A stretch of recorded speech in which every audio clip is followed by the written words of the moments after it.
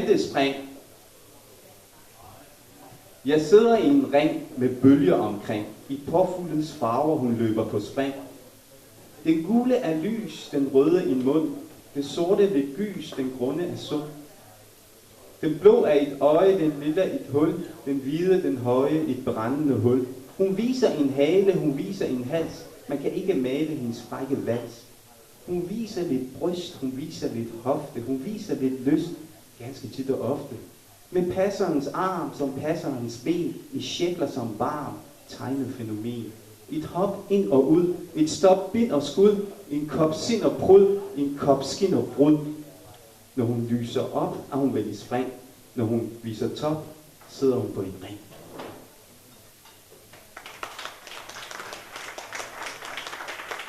God aften, mine damer og herrer. Den store fornøjelse at byde jer velkommen til 8. omgang af Poesi på staden. Som I kan se, så skinner solen, og jeg synes, det er imponerende, at så mange af jer har trodset fristelser som varme, øl og Distortion Festival for at ende herude. Så giv jer selv en hånd, fordi I er kommet.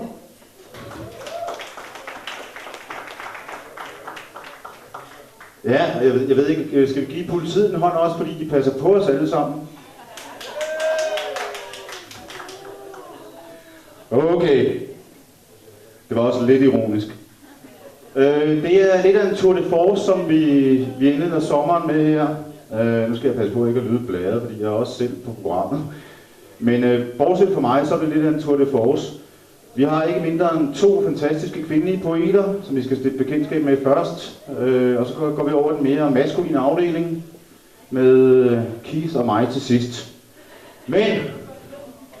Og så er der også diverse overraskelser. Men dem vender vi tilbage til. Første levende billede. Hun har ikke så mange år på bagen. Hun hedder Anora, og det betyder det ikke rigtig noget, skriver Arash, men det gør hendes digte til gengæld. Men frem for at jeg bare står og læser præsentationsteksten op, skal vi så ikke give en stor hånd til Anora, som har den vanskelige nummer 1. Yes! Anora! Jeg drømte, at vi holdt natten vågen. Jeg drømte, at hun var ved at slippe taget, og hovedkuls flettede vi fingre under en film under tæppet, indtil verden gik op, og vi klappede i. Jeg drømte, at jeg gik ind i en dør, og derfra ind i din duft, ind i dine arme, dine mareridt ude af proportioner, og mine drømme uden ord. Jeg drømte, din stemme trængte ind i mig, eller også var det kanoner, der bragede i krig. Jeg drømte, at du var begyndelsen på enhver ramse, og alfabetet var min ven, A som I, og jeg ville ønske, det var os. Jeg drømte, du elskede mig allerede dengang, så mine minders 1000 små ører ville lægge sig til ro og høre det hele komme, eller se dig smile. Men den drøm troede jeg ikke engang selv. Jeg drømte, at jeg med et viskeleder viskede så hurtigt jeg kunne, mens du bad mig komme tættere, indtil der kun var enten dig eller mig at viske til. Jeg drømte mine egne løgne om igen, og jeg ville heller ikke denne gang drømme om at vågne. Jeg drømte, at dine små, skyldige kys virkelig var. Jeg drømte, at du så på mig, som om du havde os lige der, på huden, i hånden, på tungen, på ordet. Som om du havde os lige der på huden, i hånden, på tungen, på ordet. På ordet. Jeg havde dig på ordet. Jeg drømte, du kaldte, inden du gik hjem. Jeg drømte, du kaldte mig noget. Jeg drømte, jeg havde set dig gå, og nu vågner jeg snart. Jeg drømte, vi nåede hinandens navne. Vi nåede hinandens navne igen. Jeg tror, vi vågnede et sted derude med et sæt. Jeg drømte, jeg havde kendt den i tide. Din natkollision.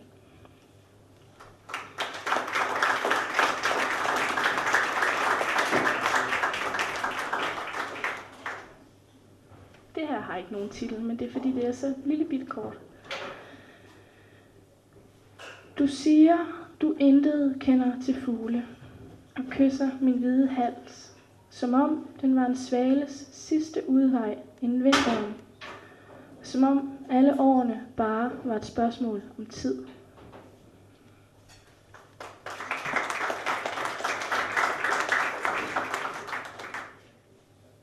Jeg forstår ikke, hvis der virkelig findes 4 verdenshjørner, når der kun er 2 retninger.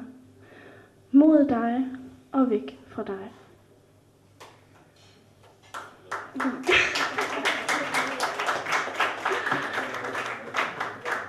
Jeg tror faktisk, jeg er nået til det sidste, men det betyder, at jeg enten får en hurtigere pause, eller de andre får lidt længere tid eller et eller andet. Det hedder flaskepost. Dagene er talrækker på papir, men dens kys er endeligt fundne flaskeposter. På de ordløse postkort i din postkasse står skrevet det samme, som de usendte breve har sagt hele denne min ventende vinter.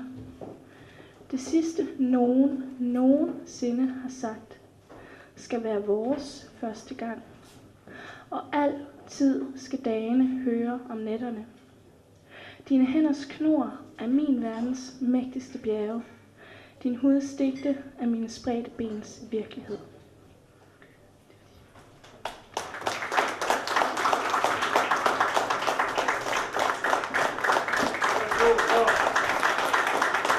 Vælter i en lyrik, som er i pik ud af rammen i stringent struktur. Teksterne forråder hende med deres perverterede udtryk, der aldrig bliver kælen som forventet. De taler om nærvær på flisen, om fluer og møl, paringsfrekvens og symbiose i provinsen, om ligegyldigheden ved fællesskab med mennesker, med heste, med mænd og alle de andre ubetydelige pletter på lagenet. Yes, næste levende billede. Mireille, Stærk. Der ligger en mand på min dørmål. Jeg tør mine fødder af i hans helt almindelige hår og i hans helt almindelige ansigt. Jeg kan ikke huske, hvor længe han har ligget der, men det er helt almindeligt.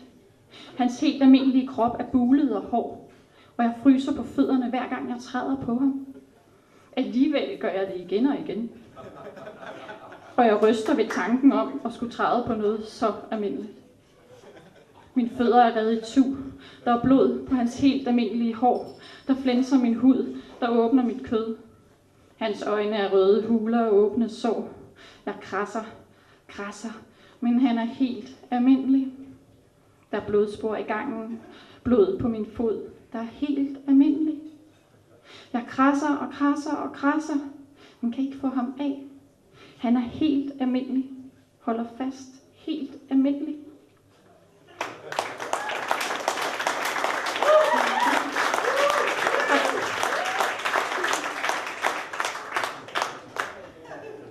Der står hun op ad en lukket dør. Hun lytter til lyden i sit hoved. Kom bagfra, kom pludseligt, kom hårdt. Der sidder en ødelagt vandmand imellem mine fødder. Fristelsen blev for stor. Kom og træd, du vil ikke fortryde. Stumper af glas i væggen og stumper af smerte fra slaget i min hånd, der ramte. Den ramte.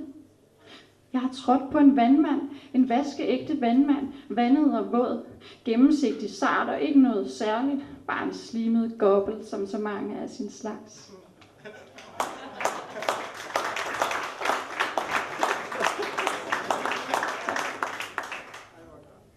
Der står jeg med Mahlers 3. symfoni, voldtaget, vulgeret og vemmet, rækkehus, Weber, fletstol. Mahlers musik i mit øre. Mit øre penetreres af Mahlers 3. symfoni. 3. symfoni. Det 3. ord, da vi talte, var 3. symfoni. Og mit hoved flækkede midt over, da ordet ramte mig i nakken midt i 5. sats. Vulgeret, vemmet og bagbundet af ord, som ingen forstår. Af ord, som aldrig ender. Af ord, som intet rummer. Mahlers 3. symfoni, og du ender.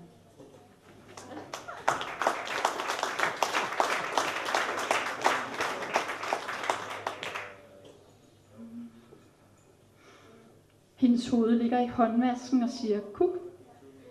Min hjerne er klemt inde. Kan den hvide djævel mon høre, hvad jeg siger? Jeg siger kuk, og jeg mener det. Din sofa hedder Børge Mogensen. Min boede i huset længe før mig. Den lugter af hjem, nikotin og urin. Kuk, siger mit ur på væggen, som jeg arvede fra min oldemor. Dit steltonur siger mig ikke en skid.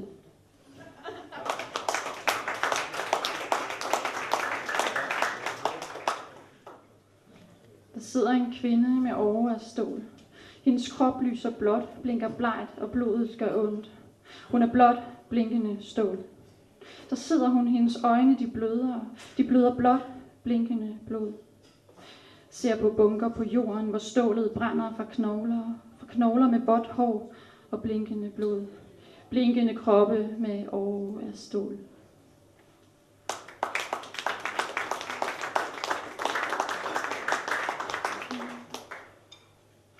Der sidder 2 blinde børn på et gadehjørne. De ser på alle, der går forbi. Søde som æbler. Øjne som æbler, æbler på stilke. Stilke er stift og børstet stål. Børstet med stålbørster. Ridsende, krassende og insisterende stålbørster. Børstet til æblemos.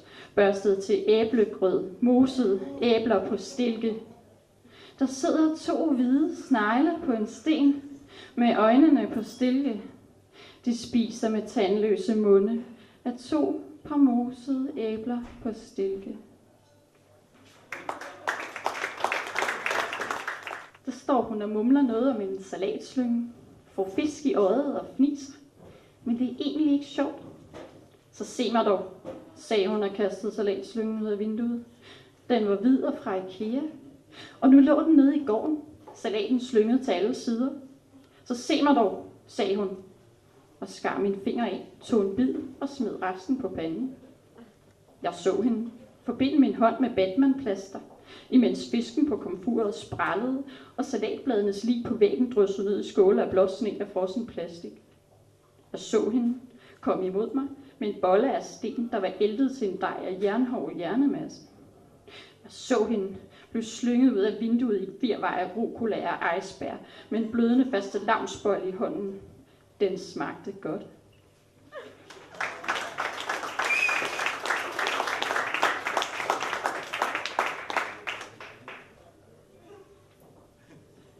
Der ligger en nøgen kvinde i min seng. Hun venter tålmodigt på, at jeg skal komme hjem. Vi ved ikke, hvornår det sker. Vi ved ikke, hvor det sker. Og vi ved ikke, om det vil ske. Men jeg ved, at hun er der. At hun venter. At hun vil møde mig villig og varm, når først jeg kommer hjem. Vi ved ikke, hvornår det sker. Og vi ved ikke, hvor det sker. Og vi ved ikke, hvordan det vil ske. Tak skal I have.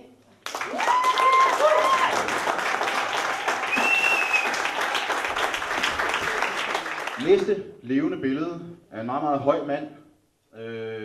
Han er den mest notoriske Facebook-spammer, jeg har været ude for.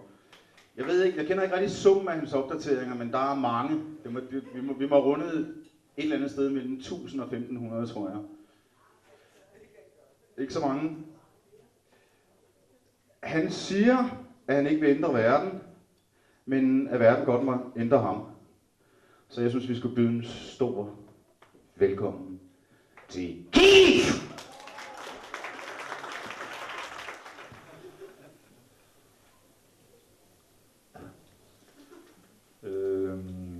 God aften.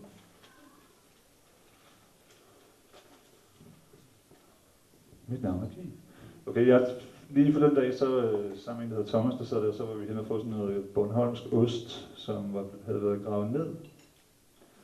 Og så senere så graver de det op igen, og så spiser man det.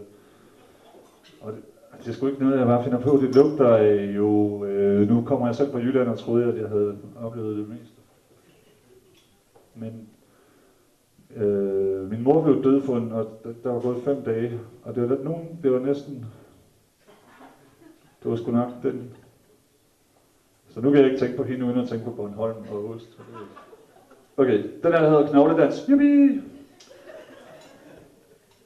I glemte knoglers. Der var lige ved at begynde at synge en eller anden. I glemte knoglers rasende hadske mirakel. I runger i kødet, I danser dødstille jeres store, enorme spektakel.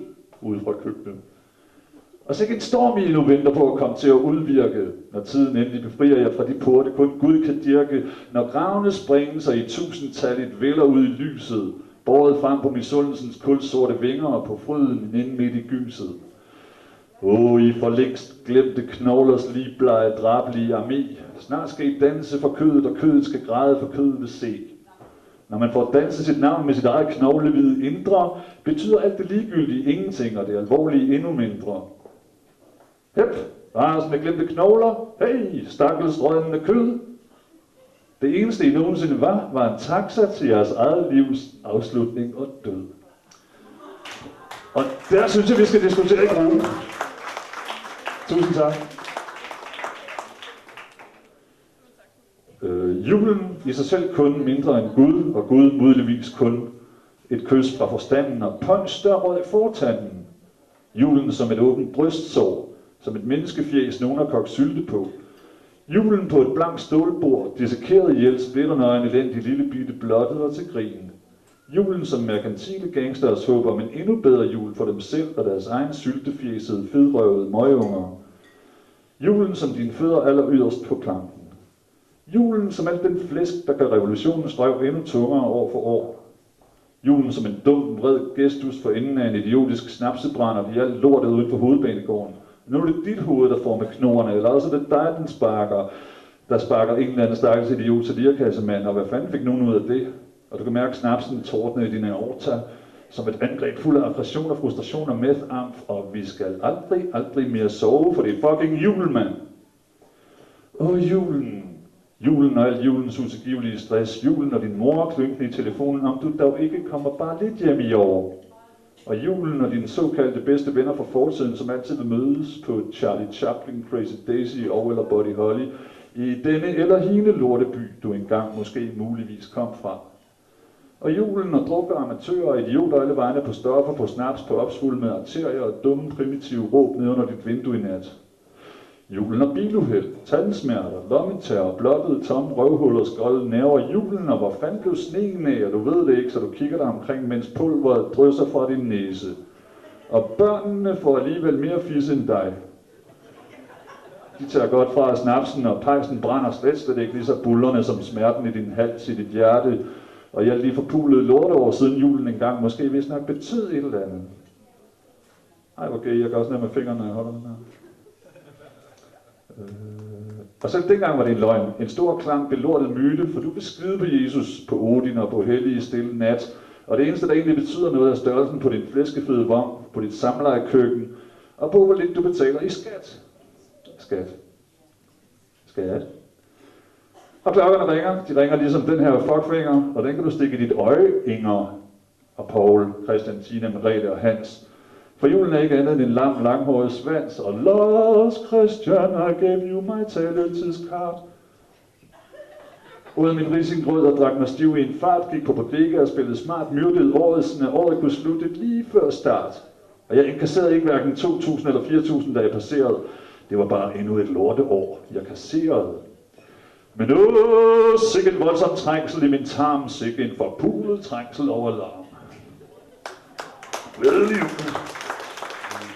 En gang for lang tid siden, dengang jeg var ung og smuk, der var jeg meget forelsket i en pige, som jeg var sammen med et par år. Og så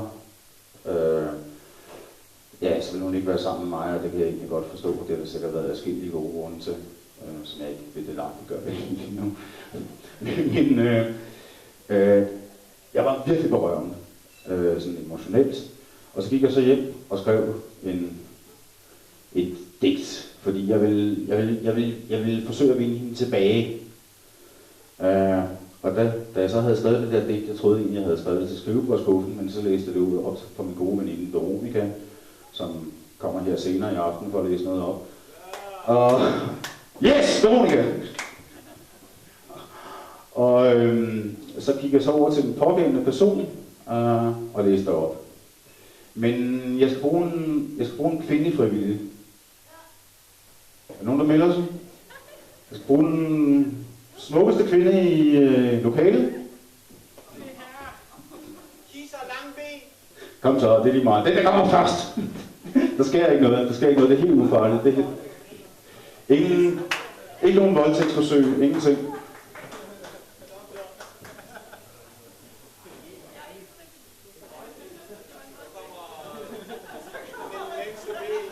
Kom så, Kis.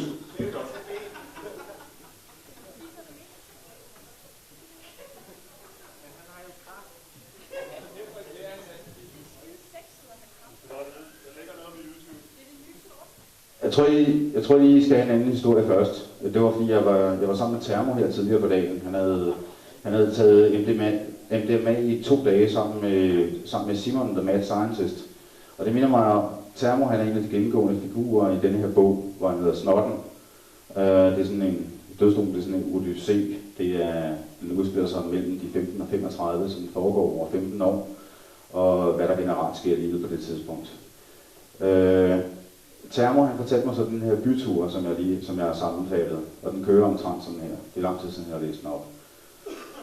Jeg var gået alene i byen og sidder og drikker bajer på et værtshus, der ved fremtiden. Jeg mødte en gut på en 40-50 år. Han siger, at han er professor i biokemi, så vi småsluder kemi af elementarpartikler og paralleluniverser og den slags.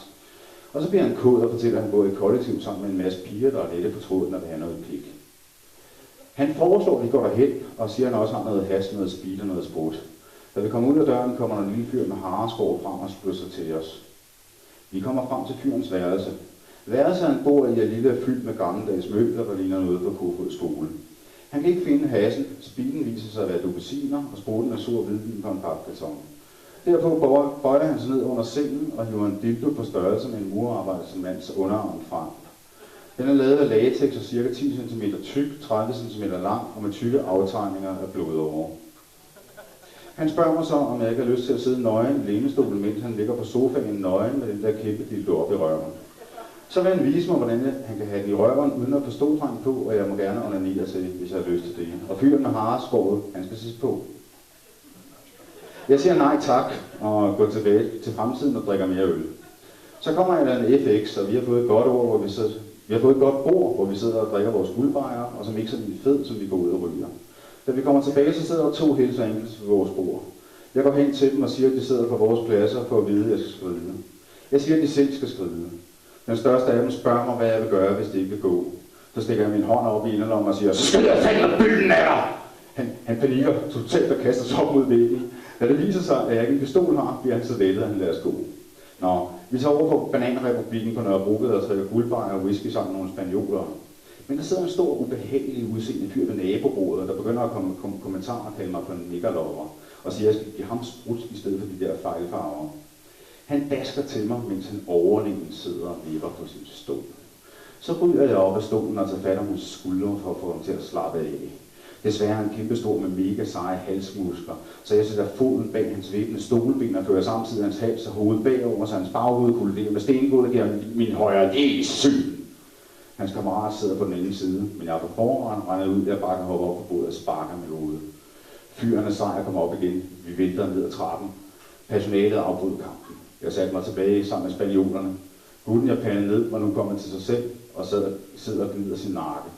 Han kaldte mig ikke for en liggerlopper mere.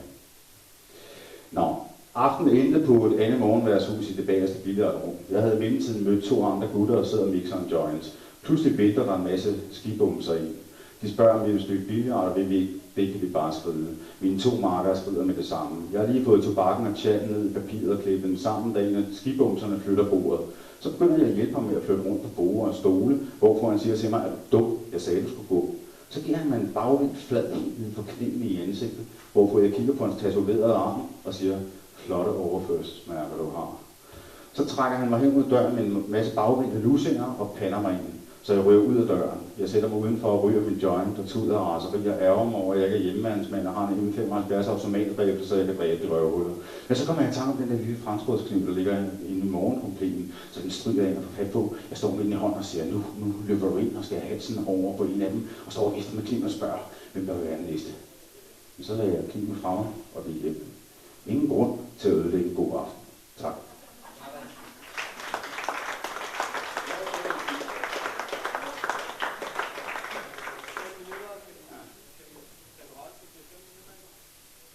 Minutter, du snakker om.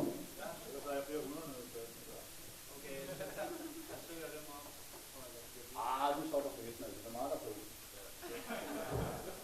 Jeg skal bare lige finde den der. Der er allerede 4 på åben scene. Ja, det var jo lige fra. Vi går aldrig hjem. Okay, fedt. Vi har kærlighedssengen her. Anyway, tilbage til kærlighedssengen. Det der med fordi det er en væsentlig drivkraft. Kærlighed er en væsentlig drivkraft, og det er en drivkraft og forsøge at formulere et eller andet omkring ens kærlighed til en anden. Ja, det prøvede jeg så her. Jeg kom så op til hendes dør, og bankede på. Og så knælede jeg ned. Og nu står Kis der. Det her, det bliver skide godt. Jeg savner dig. Min krop brænder af begær og længsel efter dig. Jesus skat, jeg savner at drukne i uendeligheden af dine øjne. Jeg savner at kærtegne dit ansigt, røre din kind, glætte tankernes rynken på dit fine pande. Jeg savner at mærke din krop sidren gennem dit tynde kjolestof. Jeg savner at mærke dine skønne bryster, slik dine poter ind ad gangen, som en løve slikker det jo inden. Jeg savner at kærtegne hver eneste pli og hudfold af dig med i fløjtsfingre med timevis. Og tage fat om dig og mærke dig. Mærke din lyst stige og mærke min lyst stige, fordi din lyst stiger for lyst til ubendig liderlighed. Jeg savner at mærke dig med mine negle og skrive halvmånens tegn og tegne vandmandens bølger overalt på din krop, som en hyldest til en ny skøn tid, hvor alt er tilladt af kærlighed. Kærlighed er den eneste lov. Jeg savner at tilbede dig og knæle ned og kysse dine smukke fødder og slikke din tær og huden ved dem med lange dvælende strøg om tunge. Jeg savner at mærke min tunge mod det fineste, blødeste og sarteste sted af dine capaccio-inderlår. Og langsomt glider op til din kusse. Den kusse barberet eller med hår, som jeg savner allermest. Show to me! Din dejlige kusse, din vidunderlige overdådige kusse, der var mit alter til den eneste guddom, der er værd at tilbede. Jeg savner at se dine læber, når de skælver, og din smukke mænd opgiver al kontrol. Jeg savner at skille dine kronblade og slikke din kødende blomsten ind som at drillende øjne i timevis og cirkle om dig og den og fugte dig med dine egne safter og mærke dine safter stige og stige, mens din suk stiger og bliver til verdens smukkeste symfoni i mine ører, mens jeg drukner af dine safter og kysser dig og glider ind i dig. Fold for fold, fli for fli, ind i mysteriet og livets hjerte. Jeg savner at bruge dig og holde om dig og slutte og blive slugt. Jeg savner at begære dig og bruge dig. Og det var det flapblad. Og binde dig med mund og hånd og give dig og hvor synke ned i dig, dykke ned i dig og blive et med dig og dø for verden og blive mand og kvinde og gøre en halv time til en evighed, til sakramentet, til kødets, lysten og kærlighedens pris. Jeg savner din hengivenhed og din vidunderlige mund og det den kan gøre ved mig og det jeg kan gøre ved den. Jeg savner dine fingre, der fatter om min bristefærdige pik og gør mig større, end jeg nogensinde før har været. Gør mig klar til dig, bereder mig på dig. Jeg savner at mærke dig, sutte mig og høre dig sige sutte, sutte, sutte. Jeg savner at se dig sluge mig med et langt mageløst sluk og igen være hjemme i din mund for en stund. Jeg savner din lyd og din suk og din skrig og din hengivelse. Jeg savner at smøre min sæd, blive ind i din hud og kide kærtegn dit ansigt, mens du slikker mine fingerspidser rene, hvor vi bare ligger lykkelige og udmattede sammen på lille strand. Jeg savner duften af din gennemelskede krop. Jeg savner så meget at være mand for dig. Jeg vil sætte af et sjælebred blot for et sekund, og jeg gør det stadig, og jeg vil altid gøre det. Og uanset hvad der sker, så husk det altid at være den hyldest i dit hjerte. Ikke ud af skat. Vidunderlige kvinde. Jeg savner vores paradis af billede og begær. Tak.